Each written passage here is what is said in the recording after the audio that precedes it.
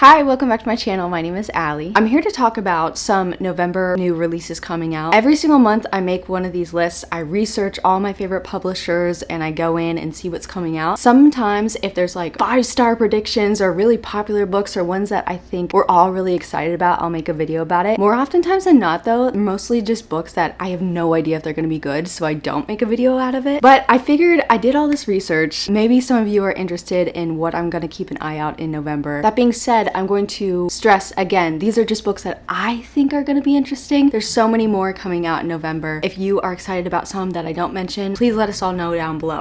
Sorry, I'm still a little sick. As always, there are varying genres here. We have a lot of fantasy and fantasy romance here. Some romance, a lot of mystery, cozy mysteries. I'm not usually drawn to those, but this month or November, I'm interested. Some general fiction, not too much horror. Some of like the fantasy stuff sounds a little like there's going to be horror mixed in. I didn't find too much literary fiction, by which I mean fancy ass writing, by which I mean pretentious writing, which is, yes, something I love. So if you know of any horror or literary fiction, that's what I'm really interested in, so let me know down below. As always, I'm going by release date, so I will put chapters below. You can skip around. Let's get into it. Again, I don't know if these are going to be great, but I am gonna check them out for my library. I'm gonna listen to reviews. And if you end up reading any of these and coming back to this video, let me know if these are good. First up, November 1st, which is not like a regular publishing date. I think this must be like an independently published book. It's A Tribute of Fire. It's a new fantasy romance. Let me give you some room here. This is set in a desert world, which instantly made me put it on this list because I'm always in that Dune setting mood. Apparently this like fantasy world is dying and they think it's because some goddess has like punish them. So every single year they have tributes. 2 maidens of the land are sacrificed and they have like a race to the death to this goddess's temple. And I don't think anyone has ever survived and like gotten to the finish line, which is so funny. Like not really funny, but why would they keep doing this? Whatever. This year, where the book is set, one of the maidens is the princess of this land. Her name's Leah. And so yeah, it's gonna be this survival, thrilling, fantastical race. I don't always love a competition in a book, but the thought of like a race where there's an actual endpoint sounds so much better to me than just like fighting people and killing them. She's going to come into contact with a lot of different people. She's gonna have some sort of romance with a sailor. I don't know how she does that in like a desert world, but whatever, good for her. And yeah, I've got my ears peeled, my eyes peeled. All of my orifices are peeled. I'm gonna move on. Moving on to the first Tuesday in November, November 5th, probably my most anticipated book is Lost and Lassoed by Lila Sage. This is the 3rd book in, I forget what the series is called. The first book was done and dusted. I DNF'd this, but then Swift and Saddled, the 2nd book, I gave 5 stars, and I am even more excited about the 3rd one, which is a little scary because it could suck. I don't know. This is about Teddy and Gus, and we've gotten hints of them in both of the other books. They are enemies. They hate each other. So Teddy, her best friend's older grumpy brother is Gus. They have butted heads since they were children, I'm pretty sure, and they like really detest each other. So I cannot wait to see the flip of like now they're obsessed with each other. I know her interests, I think she makes like clothes. She's like a fashionista, which is something I'm really interested in. You wouldn't really tell by my drab shirt, but whatever. I like reading about it. I like that interest in a character, and he is like a ranch cowboy, single dad, super grumpy. I think how they're gonna get closer together is that his daughter is staying with him this summer, and I think she's gonna end up helping take care of her. So that could be really annoying, but it also could be really cute because, oh, what was that book? Heartless? I think this is the 2nd book in the Chestnut Spring series. My favorite book, I've only read 2 of them so far, but that book is so good. It's like a 4.5. I usually don't like kids in a book, and that one was like, okay, this dynamic is so effing cute and hot. That's a weird thing to say, but I'm ready for it. I'm ready for this book. I cannot wait. Next up is Pony Confidential by Christina Lynch. This is a cozy mystery, and the main character is a pony. We get a pony's perspective, and I guess a while ago he had this little girl who owned him, and he was like obsessed with her. They were a perfect pair, but somehow they got separated, and now she's an adult and she's being like arrested for a murder that he knows that she didn't commit. So now this pony has to free her, but also like solve this mystery. I don't know if this is going to be great, okay, but I love perspectives of an animal, and it's not the only book on this list we have in this video for a perspective of an animal. I just need to see it. I'm thinking of Tangled, the horse and Rapunzel dynamic. How cute is that? Oh, you're such a good boy.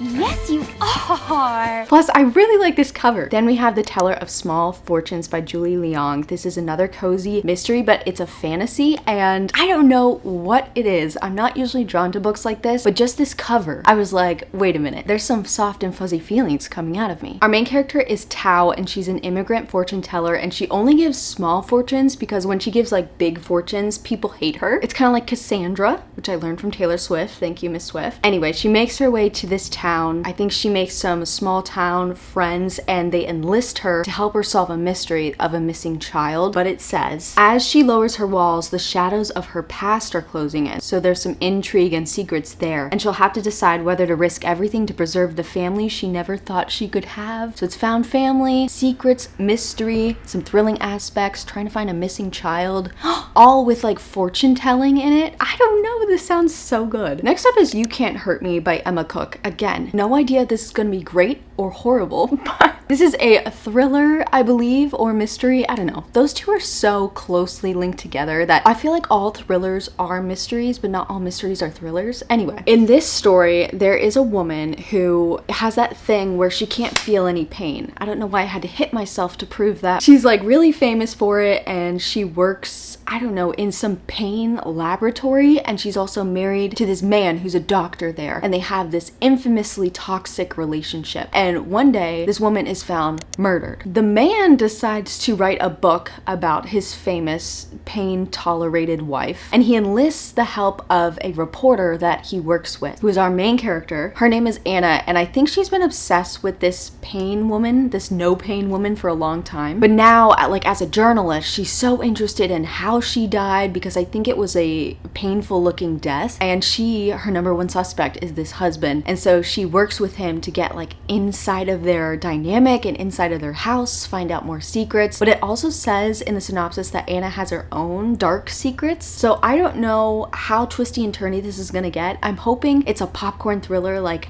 I'm on the edge of my seat, I'm gasping. I don't know. Anytime I hear about people who have no pain tolerance or have a high pain tolerance, I always think of that Abigail Breslin actress who was like in an episode of Grey's Anatomy. I've never forgotten that scene where she could like staple herself and feel no pain. Punch me in the stomach, right here. Anyway, that has nothing to do with this book, but I am weirdly interested in reading about this. Thank you, Abigail Breslin. Moving on to the second Tuesday in November, November 12th, we have 13 books here. I'm gonna make it quick. Let's get into it. First, we have a nonfiction book, Who Am I? But also, they're like folktales, so it's not really nonfiction. It's called The Dead of Winter by Sarah Clegg. And like I said, this is a nonfiction. A historian has collected all these folktales from like European Christmas stories, but these are all like the terrifying Christmas stories, legend in actual cultures, and how this time seems so cheery and joy, ho ho ho. But really, in history's sake, for other cultures, this is like the dark, creepy, horrific, terrifying time. The holiday is celebrated during the darkest time of year in the Northern Hemisphere, which is something I don't really think about. A season so dark, it has given rise to the most outlandish traditions imaginable. Now, I have heard a couple scary, like, Santa Claus stories. I think it's like some European country, like Austria or something, has some crazy, creepy Santa Claus that, like, will kidnap you if you make noise or something like that. I don't know. I'm actually making things up now, so I should probably move on before I offend people. Next up, we have our first romance, and usually I see a cover like this and I'm like, get me away from that, because I'm judgy, okay? But I am so excited to read this. It's called Puck and Prejudice by Leah Riley, and it's a Pride and Prejudice retelling, which is something I also try to stay away from because retellings, they never go well for me. Especially a Pride and Prejudice one, I feel like this is like every month we get a new Pride and Prejudice retelling in a romance. But this one is including time travel, as you might imagine. So we have a hockey player somehow finds his way back in time to the Regency era, and we have a main character named Lizzie, who is this independent woman, and she has realized that the only way that she can have true freedom in whatever century she's in is if she gets married and then the dude dies and she can become a widow and do whatever the fuck she wants. And so she meets this hockey player. This is so funny. They decide to team up because she's like, he'll go back to the future, then I can say he died and be on my own, and she's gonna help him try to find his way back to the future. Like, I can see this already coming, that she's gonna end up going to the future where things are a lot more modern and she can get a job if she wants. But hey, being a widow back then and rich, like, that sounds kind of better. You don't have to work. I'm just saying. So yeah, they have a marriage of convenience and they're gonna fall in love. Oh my god, this is just so fun sounding. Next, another fun sounding silly romance. There's a museum, and in this museum there's a statue. Little does anyone know, this is a sentient man. He can see, he can hear, he's taken in everything, but he's not able to like be animated or to speak or anything because he's been like cursed by a witch, I'm sure. And one day this art historian comes to the museum and she somehow ends up kissing this statue, which like, ooh girl, that's like embarrassing. I think they fall in love. The thing that's interesting about this is that it seems like there's gonna be consequences. So she starts getting in trouble with the police because there's now a statue missing from this museum and they start like investigating her. Maybe they'll travel back in time to his time, who knows. This is another silly one where it's like, this could be dumb, but this could be so fun. Next is Toto. This is the other book I was talking about with a animal's perspective. It's Toto from The Wizard of Oz, except he's snarky, and I think that's the thing that's really making me want to read this. I love a snarky narration. He's like, now one witch in good eyeliner calls Dorothy pretty and we're off on a quest. Ugh. Teenagers. Again, retellings sometimes are boring because you know what's gonna happen, and it's like, how much could they really change things or make things more interesting or have something better to say? I think the thing really drawing me, again, is his snark. He sounds so sassy, and I'm in it for that narration. I'm in that mood, quite honestly. I think this is gonna be a total gag, but why the F not, you know? I saw a lot of fantasy romance like series starting. I guess I see them pretty much every month, but for some reason this month I'm like, I want to start 12 new series. I don't ever finish these, but like starting them is so much fun. This one is called The Courting of Bristol Keats by Mary E. Pearson.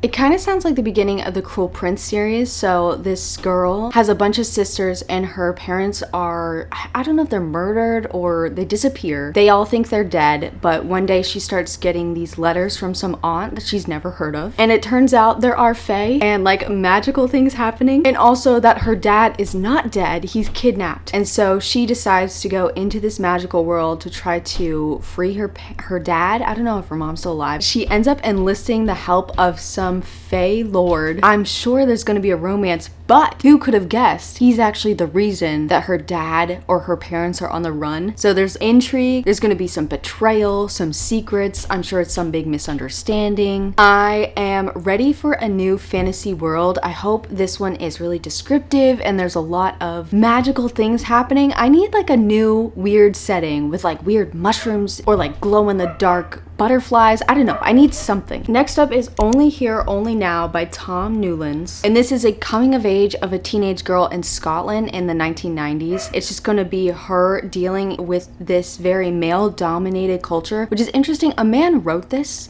I'm very intrigued.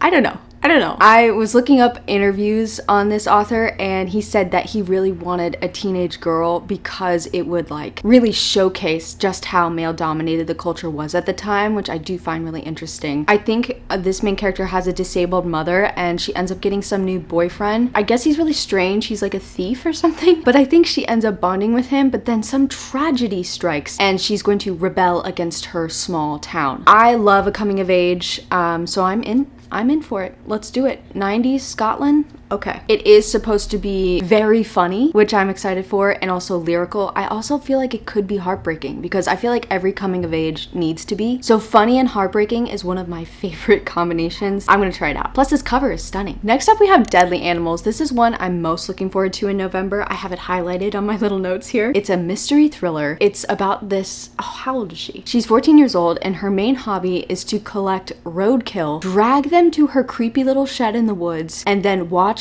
as their bodies decompose to study it. I'm sure she's gonna be like a rich biologist when she grows up, but that is some serial killer behavior.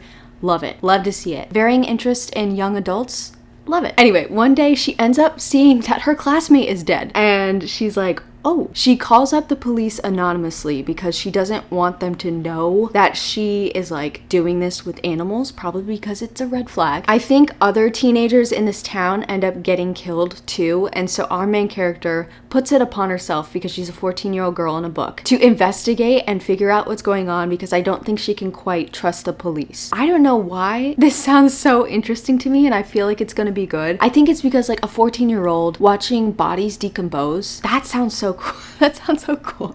Is that a red flag for me? Next we have Shy Creatures by Claire Chambers. This is another one I think is gonna be great. This is 400 pages though. The cover, stunning. It takes place in 1964 London, and our main character is a hot mess. She works at a psychiatric hospital, and she's like hooking up with her married older doctor that she works with. Not great. And honestly, like the cheating is somehow what made me want to read this, because I love a messy main character who's like doing bad shit. Anyway, one day the police is called because these old women are like dying or something. They end up dying, but in this house they find this like 37-year-old man who seems like he's never been outside a day in his life. He's been like trapped in this house. He has hair and his beard down to his waist, and like none of the neighbors have ever seen him. So he gets admitted to this psychiatric hospital that our main character works at, and I think they become friends. He's mute, but he ends up being like this artistic genius, and she is an art therapist there, so I think they bond. I don't know how morally correct it would be for them to fall in love. I hate that I always want that, but like,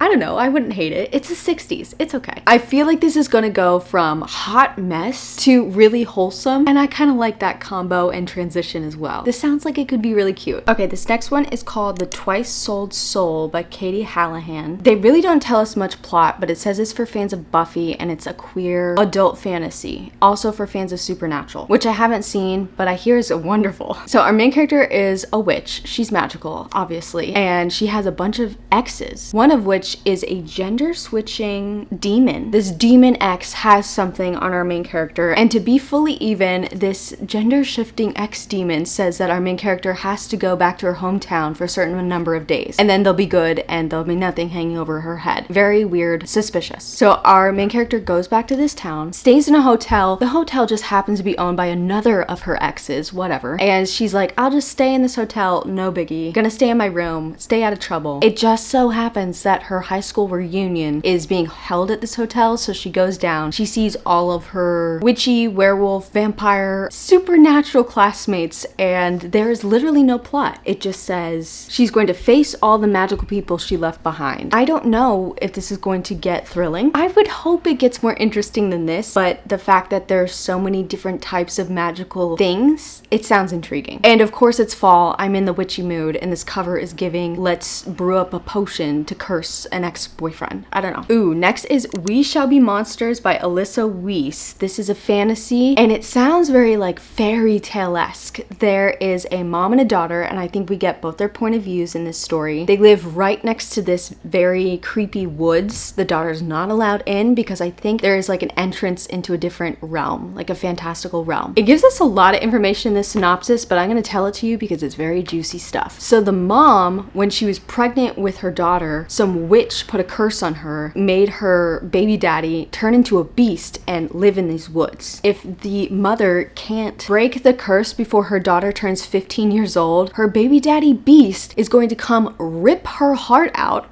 and then the witch is going to kidnap her daughter. Very interesting plan that this witch had. Instead, what happens is that the witch kidnaps the mom. I'm really confused as to why this happens, because now our character, the daughter, is going to go into these forests and have some sort of adventure quest to save her parents. Of course, it's gonna end up turning out great. This witch is not thinking correctly. Like, just kill them all. Like, if you're trying to torture someone, just kill everyone they know. Like, don't leave it to chance that they could unsolve it. Whatever. We'll see. I mean, I'm glad no one's dead, but it's also a little weak. Next up, we have Midnights with You by Claire Asanko. In middle school, I was a voracious reader. It's when I got back into reading, like the 6th grade. And besides Twilight, I only read YA contemporary romance, and I just ate it up. I was obsessed. And so, for nostalgia's sake, I have a YA contemporary romance here. And it sounds like it's going to be everything I want in a teen book. We have two 17-year-olds. We have Dee Dee, and I think her mom is like some really strict single Filipino mom who won't let her drive, which is actually something, I mean, I don't have a Filipino mom, but I wasn't allowed to drive when I was a teenager. And I would have loved this situation because her hot new neighbor who has a car buddies up with her in the middle of the night. He starts teaching her how to drive. They start sharing like traumas because he's got his own weird parent situation, and they get closer and closer. They're gonna fall in love. They're probably gonna get in trouble for doing all this. I don't know. It sounds like exactly the type of drama, intense teen romance that I need. What's this movie? Oh, I love this movie. I watch it all the time and it's just so teen. You know what I mean? So I'm hoping this book gives me that as well. It's like all the intensity that I want. Because sometimes like in an adult romance, I don't really care for the intensity because it's like real serious shit. But like with the teen intensity, it's like I know that they're gonna grow up and be able to have their own lives and do whatever the fuck they want and they'll be fine. So it's hopeful. The intensity is almost nostalgic. I think this might be great. We'll see. Next up is The Burrow by Melanie Chang. Speaking of intensity and traumatic, this is about a family. We have a mom, a dad, I think like a 10-year-old girl and a grandma, and they had a recent tragedy where the little baby sister is dead. I don't know if they're killed or just died of natural causes, but it was really sad. And so this family adopts a bunny, and it seems like everything's gonna be great because they're all distracted by this cute little bunny. But then it says, oh my god, so dramatic. Their home gets invaded and tragedy strikes and they have to face their grief all over again. Can they catch a break, please? I beg you. It sounds really tragic, but I'm hoping it's the kind of story where they all come closer after this tragedy strikes. I picked this book because I'm a sucker for tragedy. Okay, I said I don't like it too much, but I do. I like a good cry. But also, this seemed to be the most fancy, maybe sounding book, maybe the most literary of the bunch, and I feel like I always need at least some pretension every month. We'll see. Maybe this will be it. It's only 200 pages, so I'm gonna give it a try. Next is All My Best by Brittany Miser, the opposite of pretentious. This is an upper middle grade contemporary romance. I don't know what nostalgia has come over me that I'm just like begging for these stories, but these are about 14-year-olds. They've been friends since they were 7. It's a boy and a girl. And now that they're entering high school, they are like trying to keep their friendship close. And you know what I have to say to that? If they survive middle school, they are golden. Like, what is the problem? He is like on a soccer team. He ends up being some big jock, and she's got some family drama, getting new friends who are girls. They realize that they have feelings for each other. My biggest question again, what happened to middle school? Middle school's when you like start looking at boy-girl relationships like that, in my opinion. Like if they were able to survive middle school, they should be okay. We'll see. This is a very cute cover. It's giving to all the boys I loved before. I don't know. I need some contemporary nostalgia, some high school, whatever. I'm so ready for it. Moving on to November 19th, we have Rosenfeld by Maya Kessler. I cannot wait for this one. This one sounds like the word choices in the synopsis. I would like to give an award to whoever wrote this synopsis. First of all, on NetGalley, it doesn't say it on Goodreads because I think they're afraid of people like me who are going to put so much into this, but it says for fans of Luster, which, as you all know, was my absolute favorite book of last year. I cannot get enough of it, and I'm always looking for something that even smells like this, not even tastes like it, just give me a smell. This could be it. I don't know. This sounds so messy. Let me tell you some of the word choices here. It says brazenly sexy and scathingly candid. They use the word whet, W-H-E-T, ravenous, volatile romance.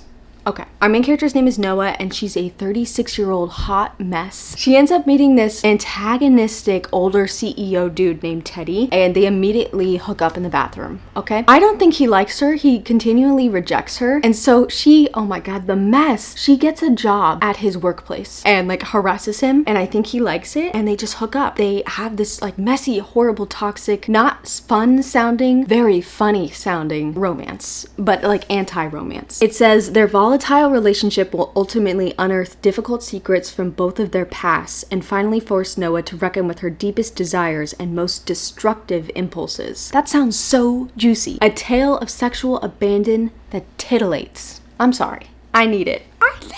I'm just ready for a messy time. I like in Luster, it was both sexy but like awkward, and so it was almost gross, and I love it. If you have any recommendations that sound like that but are also deeply depressing like Luster was, let me know in the comments. Next, we have The Estate by Sarah Jost. This is a fantasy mystery. It says it's a speculative suspense. It's also 416 pages, which sounds like a lot. But this woman has the ability to like go into paintings, like into the world in the alternate reality of whatever painting she wants. And so she's like a art historian, or she sells art to rich people. She's making a lot of money doing art shit, and she's somehow able to bring people into the art. But at the same time, it says that this is a big secret. Something happens, I think, at the beginning of this book that gets her into a lot of trouble. Her reputation is ruined because of this magic that she has. It turns out someone knows her secret. This rich dude offers her to come to his French estate and study some sort of statue to see what it was worth. And she's desperate for any work at this point. That she goes and she, oh my god, it says she gets sucked into the walls. And I think it's literal. I think this whole mansion or estate is like an art, and she like gets trapped in it.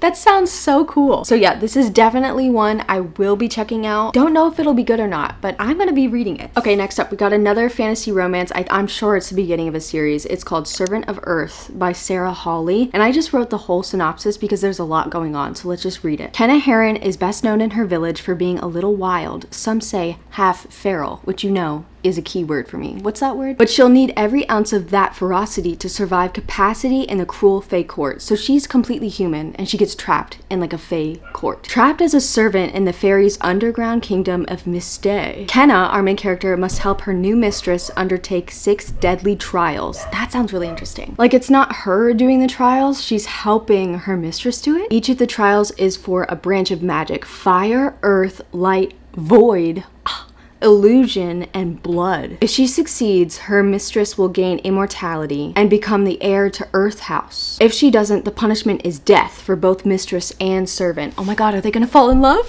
I love how that's the only thing I'm thinking about. Okay, Allie, get it together. With no ally but a sentient dagger of mysterious origins, Kenna must face monsters, magic, and grueling physical tests. But worse dangers wait underground, and soon Kenna gets caught up in a secret rebellion against the intentively sadistic fairy king. When her feelings for the rebellion's leader turn passionate, okay, why did I want her to fall in love with her mistress? Kenna must decide if she's willing to risk her life for a better world and a chance at happiness. Surviving the trials and the overthrowing a tyrant king will take courage, cunning, and an iron will, but even that may not be enough. Sounds like there's a lot going on there. I feel like the trials do sound fun. Finally, the last Tuesday of November, we have 3 books coming out on the 26th. First is City of Nightbirds by Joo Hye Kim. This is general fiction, and it's about a very successful ballerina in Russia. I'm sorry, some of you might think this is boring, but I love books about dancers, about dancing, but also a Russian atmosphere, a Russian setting. I blamed Vampire Academy book 4, which is the best book in the whole series. Oh my god, I could not get enough of it. Anyway, back to the actual book at hand. Our main character is this successful ballerina. She has a tragic accident, takes a break, and now she's back in the dancing world. And the accident had to do with 2 people who are also dancers in this world, first of which is her lover, and the other is some dark genius sounding dude. I don't know. It sounds like a Black Swan situation, except for instead of her being the white and the black, she has like a devil and an angel. Like her good lover and then the dark genius. I don't know, it sounds fun. It sounds juicy. But I think it's actually not some sort of thrilling psychological thing. I think it's just gonna be about her finding her passion, dealing with her trauma, like ending up successful at the end. I'm sure it's gonna be uplifting. That sounds a little boring, but the setting and the very specific career choice that she has, I'm gonna read it. It sounds good, cover's great. Also, this is the author of this book, which I have not read myself, but I've heard great things about. Next up, we have A Trinket for the Taking. For some reason, I have this highlighted. Like, I am so excited for this one by Victoria Laurie. It's a cozy fantasy mystery, and it sounds like our main character is gonna be a little sassy. She's 200 years old. She's living in DC. She just got a new Porsche. It's her birthday. She's ready to live it up. But she gets a call from her boss. It's giving Charlie's Angels. An artifact has been stolen and it's wreaking havoc on the mortals. So what's happening is that this very rich family, they're all dying off mysteriously, or I guess suddenly, but it's all in ways that they specifically fear, and it happens to like end up happening. Like what's that series? Final Destination? Final Fantasy? Is that a video game? I'm gonna stop. Anyway, so our main character, I think her name is Devi. She is the person in her agency. I don't know how this whole works, but she can blend in with the mortals. So she goes in and starts to investigate, but the FBI is already on it. This dude is named Grant. He's really hot, which is no surprise. That's my husband's name, if any of you are curious. I think she has a romance with him. She gets closer to him, but she also is like using him to get closer to this investigation and to try to get the artifact. So she's tricking this FBI profiler. It's kind of giving the Mindfuck series a little bit, but like funny and cute. I can't wait. I think this might be a new series. It sounds like the kind of thing that is an episodic tale, but I kind of hope it's not. I hope they fall in love. I hope he gets really offended that she's hiding, but then she takes him to like her fantasy world and is like, look at all this shit, and I'm a rich 200 goddess. And then he falls in love with her and they live happily ever after. I should just write some fan fiction. Finally, I think I'm ready to finish this video. I'm getting a little loopy. It's From Air by Julianne. This cover is something I usually try to avoid. I think we've been over this a couple times in this video, but I am very judgmental. And this book is something I'm just like, get that away from me. I'm embarrassed to read that in public, which is very rude. I'm so sorry, but it's true. The thing is, this sounds kind of juicy. We have our main character who is a psychiatric nurse. She ends up living in a house full of firefighters, and that just did it for me. So she's befriending all these firefighters. She's flirting with them. Sounds hot, literally. But one dude in particular is really intriguing her because he's so closed off and she can't like trick him into being her friend, which sounds really manipulative, but whatever. Maybe the secret juicy detail is that she's actually psychotic. Anyway, so she's trying to get him to open up, and she does this by playfully tormenting him, and apparently he starts tormenting her back. I don't know if this is sexual or not, but it sounds kind of hot. I feel like it's more so she's just messing with him and teasing him, but I think they end up in a fit of passion hooking up, and now they are hiding it from all of like the dudes that they live with. It sounds so high school, but like they're fully fledged adults, which could be infuriating, but it also could just be fun. But it turns out that he still won't open up like mentally or emotionally, and his traumas are going to come up. There's going to be some sort of intensity, which like I said, I don't always love. I actually don't like it that much, especially if it starts off playful and gets really intense. But this could be an exception. I don't know. It just seems like a fun, dumb time, but also could be really heartwarming because I love stories of people who are really closed off and they open themselves up. I am a sucker for it. So yeah, those are all the books that I have my ears and again, eyes peeled open for reviews, library loans. I did ask NetGalley for a whole bunch of these just so I can get a taste of them. I don't know why they keep letting me have books because I never finish them in a timely manner, but whatever. We'll see if they approve any of these. Like I said, if you do your own research or you have suggestions for everyone, including myself, definitely let me know down below what you're looking forward to coming out in November. I know there's like a new Haruki Murakami book. I've never read any of those books, so I didn't put it on this list because it says like in the synopsis that it's going back to like another book of his. So I'm not ready for that. That could have been the pretentious read that I really wanted though. Anyway, I'm gonna stop talking, eat some breakfast. I might do some release day reactions, which is a series I used to oh my god, Allie. A series I used to do on my channel. We'll see what happens in November. It seems like forever away. We're not even halfway through October. Anyway, I'm gonna stop talking. Let's go. Bye.